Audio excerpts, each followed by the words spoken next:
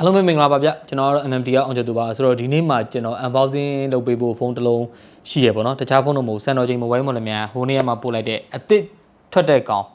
Redmi Note 11s Redmi Note 11ကဘယ်နှမျိုးတော့ဖြစ်နေပြီလဲ Redmi Note 11s Redmi Note 11 Pro Redmi Note 11 Redmi Note 11 4G 5G global အများကြီးပဲထားပါတော့ဒါကတော့အခုနောက်ဆုံးမှထွက်လာတဲ့ Redmi Note 11s ဒီကောင်ကိုကျွန်တော်ဒီနေ့မှာ unboxing လေးလုပ်ပေးတော့ဖို့ရှိတယ်ဆိုတော့ကျွန်တော် review နေကူညီပေးထားတာစံတော်ချိန် mobile မှာလည်းများကူညီပေးထားတာပါဒီ Redmi Note 11s နဲ့ပတ်သက်ပြီးတော့ဈေးနှုန်းသိကျင်တာပဲဖြစ်ဖြစ်ဒါမှမဟုတ်ဝယ်ယူစုံစမ်းကျင်တာပဲဖြစ်ဖြစ်စံတော်ချိန် mobile မှာလည်းများ page မှာတွားရောက်စုံစမ်းမေးမြန်းလို့ရပါတယ်ကျွန်တော်စံတော်ချိန် mobile မှာလည်းများ page ကိုလည်း caption မှာ tag လေးတွဲပေးထားပါတယ်ဗျဆိုတော့ကြာပါတယ် parking ဖောက်မယ်parking ဒီဘက်ကဖောက်ပြီးသားဒီဘက်ကတော့မဖောက်ရသေးဘူးပေါ့နော်ဆိုတော့ဘေးနှစ်ဖက်တော့ဖောက်ထားတာတွေ့ရပေါ့နော် okay ကျွန်တော်ဖောက်မယ်ဒါရဒီအပေါ် plastic ကလည်းနည်းသူတို့ original ကနည်းခွမ်းတယ်ပေါ့နော်ပြဿနာမရှိပါဘူးဒါကတော့အဲ့တော့ပုံမှန်မြင်ရတဲ့အတိုင်းဆိုတော့ဒါ Redmi Note 11ဟိုနေ့ကမှကျွန်တော် review လုပ်ပေးလိုက်တဲ့Redmi Note 11 4G global version နဲ့နည်းနည်းလေးဆင်တယ်ပေါ့နော်နည်းနည်းအောင်မဟုတ်တော်တော်ဆင်တယ်ပေါ့နော်ဒါပေမဲ့သူ့ဒီပုံမှန်ဒီလို bezel အထူးကြီးပါမသုံးသင့်ဘူးထင်တယ်မသုံးသင့်ဘူးထင်တယ်ဆိုတာမြင်လေးကထင်းထူနေသလိုပဲနည်းနည်းပါဘာကြမကလီဘူးအမှန်တိုင်းချပြတဲ့အကွက်ပေါ့နော်ဆိုတော့ဖောက်မယ်ဒီကောင် specification လည်းကျွန်တော်များစသကြိုပြီးမကြည့်ရသေးဘူးကြည့်လည်းမကြည့်ထားပါဘူးအမှန်တိုင်းပြောမယ်ဆိုတော့ okay ကဲဒီကောင်က8 version okay ဆိုတော့ကျွန်တော်ဘူးဖောက်ပေါက်ချင်းမြင်လိုက်ရတာတော့ဒီမှာမြင်တဲ့အတိုင်းပဲအဖြူရောင်လေးအဖြူရောင် box လေးပေါ့နော်ဒီ box လေးထဲမှာပါလဲကြည့်မယ်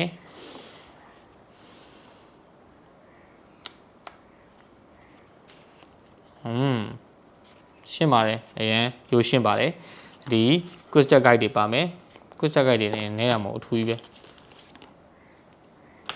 fanny cat တယ်ပေါ့နော်ဒီမှာနောက် cover လေးတစ်ခုပါလာမယ်ကင်မရာဘန်းထွက်လို့လားမသိဘူးပေါ့နော်ဒီ cover ဟုတ်တယ်ကင်မရာဘန်းကိုနည်းနည်းလေးသူပို့ပြီးတော့ cover လုပ်ပေးထားတဲ့ပုံစံပဲကင်မရာဘန်းထူလို့လားမသိဘူးဒါကတော့ကျွန်တော်ဘူးဖောက်ကြည့်မှပဲသိရမှာပဲကင်မရာဘန်းထူဆိုဒီကောင်က1.8 megapixel သုံးပေးထားရဆိုတော့ကျွန်တော်ဟို Redmi Note 11 4G ထက်ဆိုင်နည်းနည်းပိုထူမယ်လို့ထင်တယ်ပေါ့နော်အဲ့တော့ cover လေးကတော့မဆိုး quality ကောင်းတယ်နည်းနည်းကြစ်လေးလည်းရှိတယ်အဲ့တော့ငါပြီးတော့ကျွန်တော်ဆက်တွေ့ရမှာဖုန်းပေါ့နော်ဖုန်းကတော့ခဏဖယ်ထားလိုက်အောင်ကျွန်တော်ပြီးမှကြည့်မယ်ဒီကောင်ကခုနကကျွန်တော်ပြောမလို့ပေါ့နော်အရောင်က graphite gray gray အရောင်ပေါ့နော်လက်ရထင်မထင်နေပါရအောင်ကျွန်တော်ပြီးမှပဲတခါတည်းဖောက်ကြည့်မယ်ဆိုတော့ဒီမှာ33 watt ဆိုရဲထင်းနေတဲ့adapter တုံးလေးရောပါတယ်နော်ဒီ adapter ဆိုတော့ဒီကောင်က33 watt charging ကို support လုပ်ထားမယ်နောက် cable ပါမယ်ဆိုတော့ဆိုးပါဘူးသူကလည်းသူပါလာတဲ့ဟာတွေကတော့ Xiaomi ဖုန်းတိုင်းဖောက်လိုက်ရင်အကုန်လုံးပြည့်စုံပါထိုက်တဲ့ဟာတွေပါတာပေါ့နော်ဒါကတော့ပါနေကြပါပဲအဲ့တော့ကျွန်တော်ဖုန်းလေးကိုဆက်ကြည့်ရင်ကောင်းမယ်ထင်တယ်โอเคကာဗာလေးကိုဒီမှာထားဖုန်းက plastic ချွတ်လိုက်တော့ဟုတ်ပါတယ်ကင်မရာဘန်းကထူပါတယ်တော်တော်ထူပါတယ်1.8 megapixel ဖြစ်နေတဲ့အတွက်ထူပါတယ်ကြီးလည်းကြီးပါတယ်စင်ဆာ size လည်းကြီးပါတယ်ဆိုတော့ cover လေးကိုကျွန်တော်ဒီမှာခဏစမ်းတက်ကြည့်လိုက်မယ်သူ့ original cover တက်ပြီးတော့ဖုန်းကကိုင်းရတာထူမထူပေါ့နော်ဟုတ်ပါတယ်သူဒီအပေါ်ဘက်ကင်မရာဘက်ကသူကနှစ်ထပ်ပြဒီ1.8 megapixel တက်ပေးထားတဲ့ဒီအပေါ်ဘက်မှာပို့ပြီးတော့ထူတယ်ပေါ့နော်အောက်ဘက်ကကင်မရာဘက်ကတော့တိတ်မရှိဘူးဆိုတော့အဲအကြောင်းလဲသူဒီ cover မှာဒီအပေါ်ဘက်လေးကိုနည်းလေးထူပေးထားပြီးအောက်ဘက်ကိုပါပေးထားတယ်ဆိုတော့ okay cover တက်ကြည့်ရင်ဒီကောင်ရဲ့အထူဘယ်လောက်ဖြစ်သွားမလဲပေါ့နော်ဒီ cover နည်းနည်းတက်အောင်ခတ်သေးတယ်ရာအားရပါအောင်ဆက်ရအဲ့တော့ကင်မရာတက်ပြီးတော့ဖုန်းကိုကင်ကြည့်ရဲ့ hand feeling ကတော့ထူသွားရပေါ့နော်ဒါပေမဲ့အရင်ကြီးထူသွားတဲ့ဖုန်းတစ်လုံးတော့မဖြစ်သွားဘူးဟောတယ်ပါပေါ့နော်ထူတယ်ဒါပေမဲ့ကင်မရာsorry ဒီ cover မတက်ပဲကင်မယ်ဆိုရင်တော့ကျွန်တော်အမြင်ပြောမယ်ဆိုရင်ဒါဖုန်းလေးကကင်လို့ပိုကောင်းမယ်နောက်တစ်ခုကထူးခြားတာလေကျွန်တော်ဒီအနောက်ဘက်ကဒီကာဗွန် gray ပေါ့နော်သူဥခေါ်graphite gray လက်ရမထင်ဘူးလက်ရမထင်တဲ့တက်ချာကိုသုံးပေးထားတယ်အမဲလေးကလှတယ်တော်လှတယ်ဆိုတော့ဒီအမဲလေးကကျွန်တော်နည်းနည်းခွာလိုက်မယ်ဒီနောက်ကဟာကိုခွာပြီးတော့ကြည့်မယ်ဆိုတော့ တော်လေးဒီနောက်ဂျိုးဘက်ကကိုင်းလို့ကောင်းတာပဲကာဗာမတက်ဘက်ကင်မယ်ဆိုဖုန်းလေးက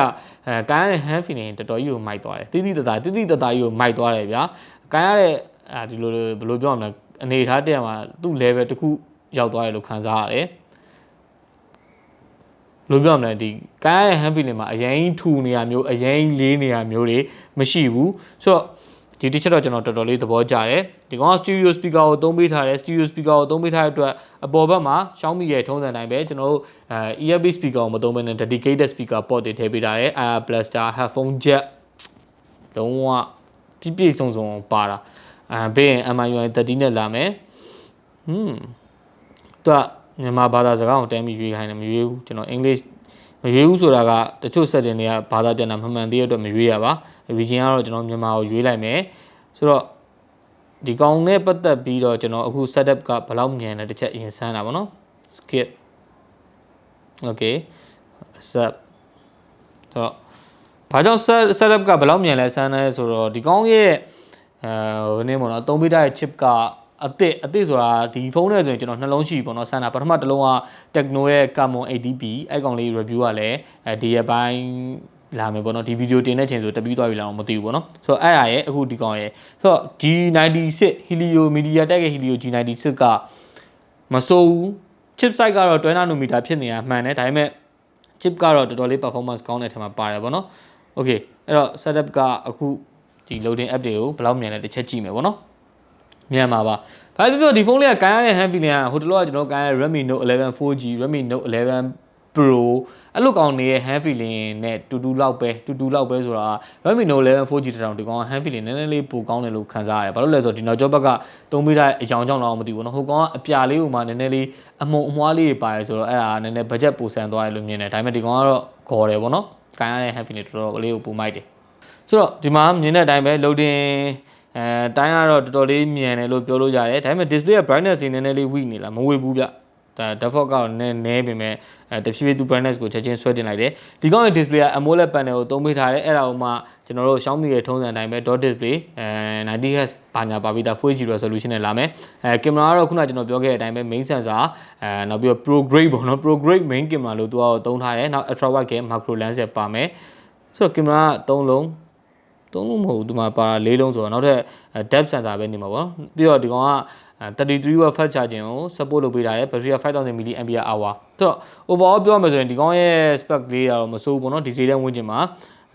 ကျွန်တော်ကင်မရာပိုကောင်းတာလိုချင်တယ်နောက်ပြီးတော့ performance လေးနည်းနည်းပိုတာလိုချင်တယ်ဆိုရင်တော့အကယ် MediaTek ကိုကြိုက်မယ်ဆိုရင်ပေါ့နော်ဒီ Redmi Note 11 4G လို့ကြော်ပြီးဒီကောင်ကနည်းနည်းစဉ်းစားဖို့ပိုကောင်းလောက်မယ်ဆိုတော့အခု display ကတော့ကျွန်တော်အခုကြည့်ရတဲ့လောက်ကတော့ panel quality လေးတော်တော်လေးကောင်းတယ်မစိုးပြမြန်လဲတော်တော်လေးမြန်တယ် high refresh rate ကိုတိတသားလေးမစိုးပြဒီကျွန်တော် high refresh rate ကိုတစ်ချက်တင်ကြည့်လိုက်မယ်90Hz ပေါ့နော် okay 90Hz ကိုတင်ကြည့်လိုက်မယ်ခုန 60Hz ဆိုင်တော့ဒီကောင်နည်းနည်းလေးပိုပြီး smooth အောင်ပိုဖြစ်သေးတယ်global version ဖြစ်တဲ့အတွက်ဒီမှာ built-in Google application တွေအကုန်ပါလာပြီးတော့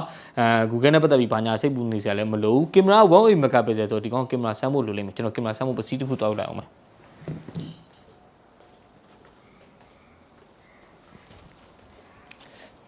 ဆိုတော့ကျွန်တော်ကင်မရာဆမ်းဖို့ပစီးရလာပြီအဲ့ဒါကတော့ဒီမှာချောင်းစုပြောစေရဘူးပေါ့နော်အဲ့ဘူးလေးကိုကြည့်ပြီးတော့ဆမ်းပြီးတော့1.8 megapixel နဲ့ရိုက်မယ် details ဘယ်လောက်ထိခေါ်လဲကြည့်မယ်ဆိုတော့ okay 1.8 megapixel ပမာလဲဟို1.8 map okay ဆိုတော့ဆွဲပြီဗျာ lighting ကတော့ကောင်းတယ်ပေါ့နော်ဒီမှာဆိုတော့ပုံကျွန်တော်အခုရိုက်ကြည့်လိုက်တဲ့အချိန်မှာ1.8 megapixel နဲ့ processing မြန်တယ် details ကတော့လုံးဝဒီမှာ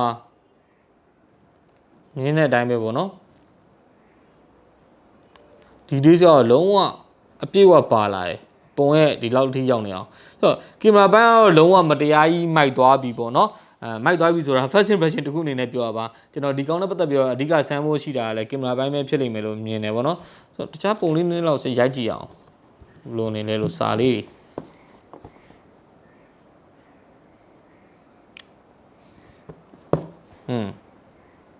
ရိုးနဲ့ရိုက်တာအောင်သူ details ကတော့တော်တော်လေးထွက်တာပေါ့နော်အဲ့တော့ကင်မရာဘန်းကတော့မိုက်လောက်ပဲဘာပြော Redmi Note 11 4G မှာကင်မရာတိတ်မကောင်းဆိုတော့ ဟာကွက်နောက်ပြီး Redmi Note 11 Pro လောက်ထိမတက်ချင်ဘူးဆိုတဲ့သူတွေအတွက်ကဒီကောင်ကဂျားကျသွားလိမ့်မယ်လို့မြင်တယ်ဗောနော်နောက်ပြီး stereo speaker လေးစမ်းကြည့်အောင် stereo speaker ဆိုတော့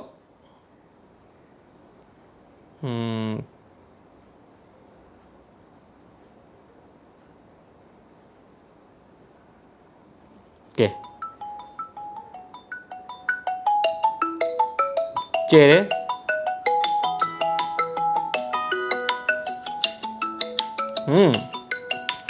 မစိုးဘူးဒါပေမဲ့နည်းနည်းလေး